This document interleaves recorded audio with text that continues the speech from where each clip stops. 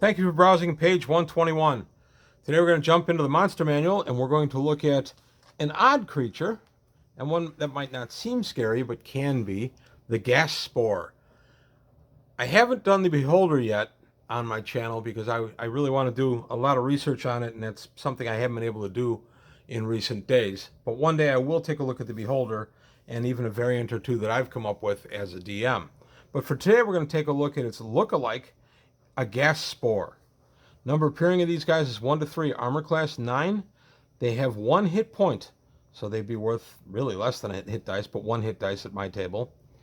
Special attack see below, special defense see below, number of attacks see below, magic resistance standard, they're non-intelligent, and they're large. At any distance greater than 10 feet, a gas spore is 90% likely to be mistaken for a beholder. Even at close range, there's a 25% possibility that the creature will be viewed as the eye tyrant, for a gas spore has a false central eye and rhizome growths atop it, which strongly resemble the eye stalks of a beholder. If the spore is struck for even 1 point of damage, it will explode. Its gaseous contents react violently to air, and every creature within a 20-foot radius takes 6 to 36 hit points of damage. 3 to 18 if save versus wands is made, so half damage. If a gas spore makes contact with exposed flesh, the spore shoots tiny rhizomes into the living matter and grows throughout the victim's system in but 1 melee round. The gas spore dies immediately. The victim must get a cure disease within 24 hours or die, sprouting 2 to 8 gas spores. It's interesting, we actually took the gas spore, this contact, we've always interpreted it as from the explosion. So at my table at least, if a gas spore makes contact with the exposed flesh, you sprout the rhizomes and you have to get cure disease within 24 hours or die, sprouting 2 to 8 gas spores. That's kind of not what it says. It kind of implies that it has to hit, but it doesn't expressly say that. So at my table, that's how we've always played it.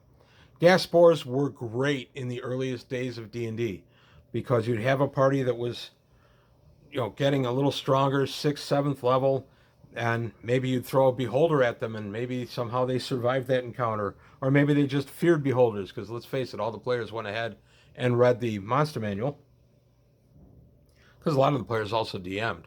And by the way, I never had a problem with that at my table. But the beholders struck such fear into players that they would react quickly.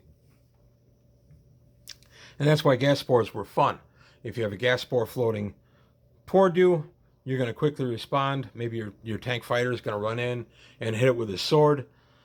And when he does, of course, there'll be the detonation and 6 to 36 hit points of damage, save on wands for half, or take the damage, and at my table at least, be exposed automatically to the rhizomes and the spore problems that comes with. So that's a big deal.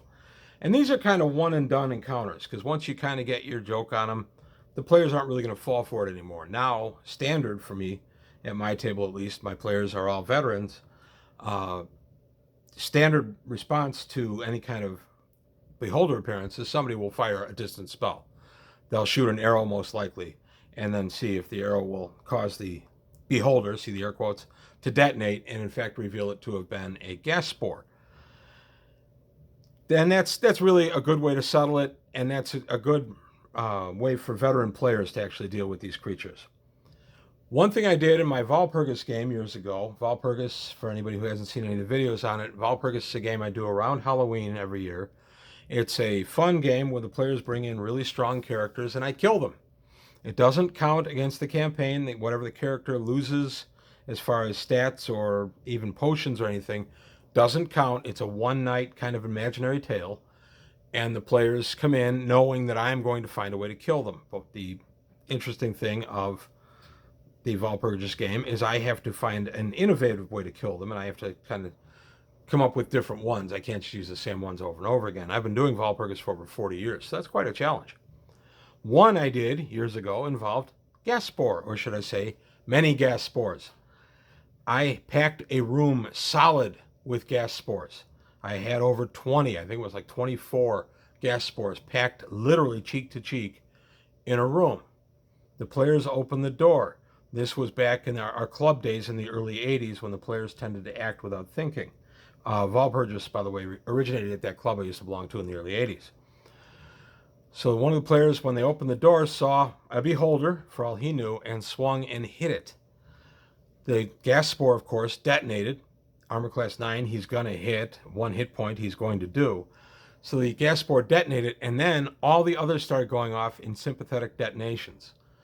So we had this mammoth explosion in this one section of the dungeon. I even had the dungeon itself take structural damage and everything. And then these rhizomes spread all over the party, covering them.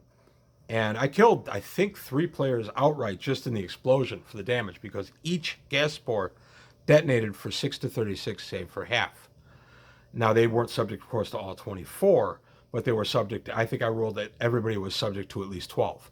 So 12, 6 to 36, save for halves, is going to kill some characters. I killed at least 3 that I remember. And then the rest, of course, were infected with the spores. But Val Perus takes place only in an evening. The length of the game is usually between 6 to 12 hours. So the players knew that the rhizomes didn't mean anything. They were going to survive that. But the big problem was, of course, the detonation. And then the dungeon structure was weakened, so I had part of a ceiling come down, and that caused some damage to the party. Anything in Val Perus is to weaken the characters for their next encounter. This one did pretty well. I was running about 11 players that night. I got 3 outright, and I damaged pretty much everybody else in the group. Healing works differently during Val Perus. It's not reliable. Sometimes it can harm you instead of heal you, that kind of stuff. So it became quite a challenge. It was a really fun encounter. I got a lot of laughs at the table for it.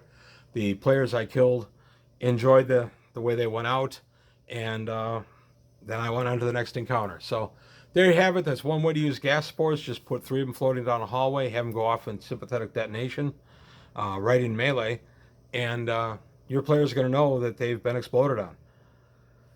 So that's all I've got today on page 121. I want to thank you for your time. Thanks for watching. Please like and subscribe if you haven't already. Take a look at Patreon. Help me out there if you can.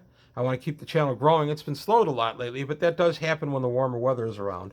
So all I do is up my pleas for people to subscribe and watch, just to keep the channel thriving. And it is thriving. It's doing quite well. Thank you. So that's all I've got today on page 121. I want to thank you for your time. Thanks for watching, and I'll see you next time.